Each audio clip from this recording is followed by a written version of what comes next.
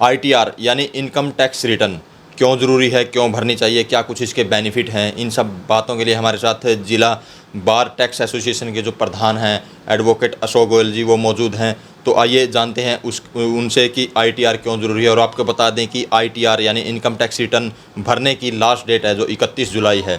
तो ये वीडियो ज़्यादा से ज़्यादा शेयर करें ताकि ज़्यादा से ज़्यादा लोगों तक यह मैसेज पहुँच सके। तो सब जानकारी के लिए हम बातचीत कर लेते हैं एडवोकेट अशोक गोयल जी से। जी सर। सबसे पहले तो मैं आपके चैनल के माध्यम से आपका चैनल का और आपके चैनल के सभी दर्शकों का तहे दिल से शुक्रिया अदा भी करता हूँ, धन्यवाद भी करता हूँ।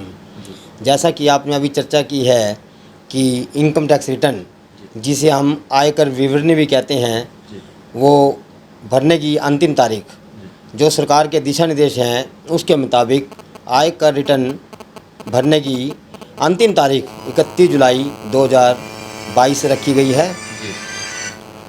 और जो केस ऑडिट होते हैं उनके लिए 60 दिन का यानी कि 2 महीने का समय अलग से दिया जाता है ताकि करदाताओं को कोई परेशानी का सामना न करना पड़े।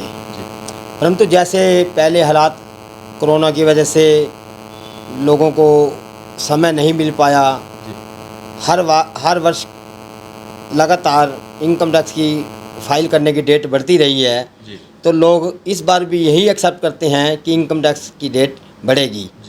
परंतु मैं लोगों से यही निवेदन करता हूँ, व्यापारियों से और आयकर भरने वालों से, कि समय पर अपनी रिटर्न दाखिल करें ताकि किसी भी तरह के जुर्माने और ब्याज से वो सेफ रहें, बचे रहें।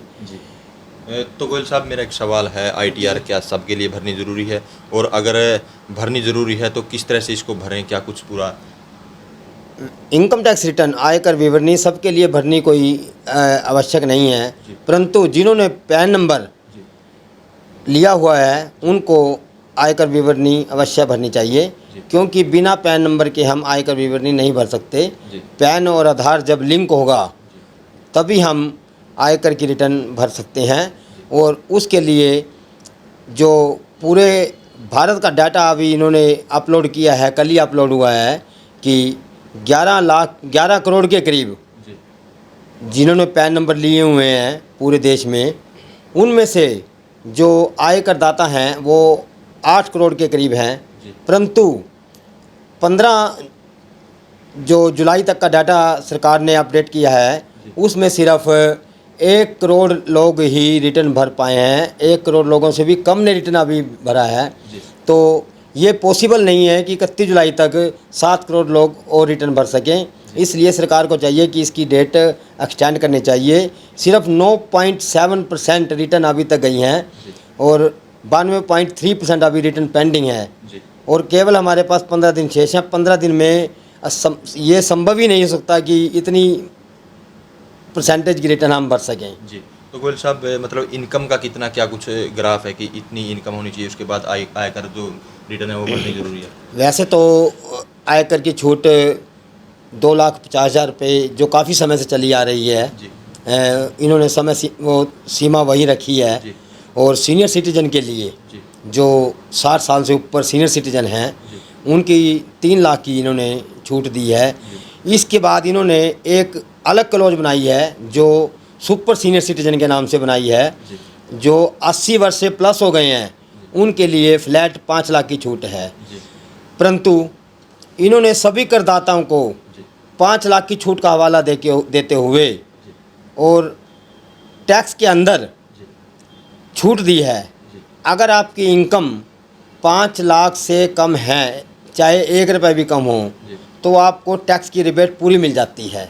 जितना भी आपका टैक्स बैठता है 2.5 लाख से ऊपर।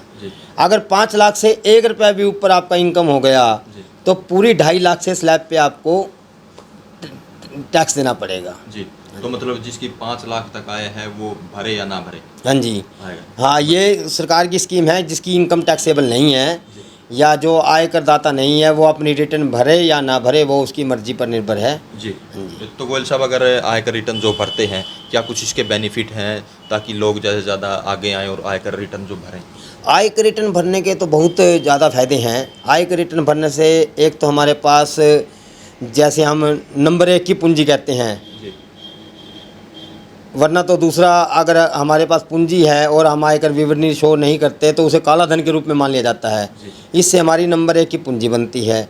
दूसरा, हमें किसी भी सेक्टर में लोन लेना है, कार लोन लेना है, हाउस लोन लेना है, उसमें भी हमें आयकर विवरणी की जरूरत पड़ती है। बिना आयकर विवरणी वेरीफाई किए कोई भी डिपार्टमेंट, कोई भी बैंक लोन नहीं देता।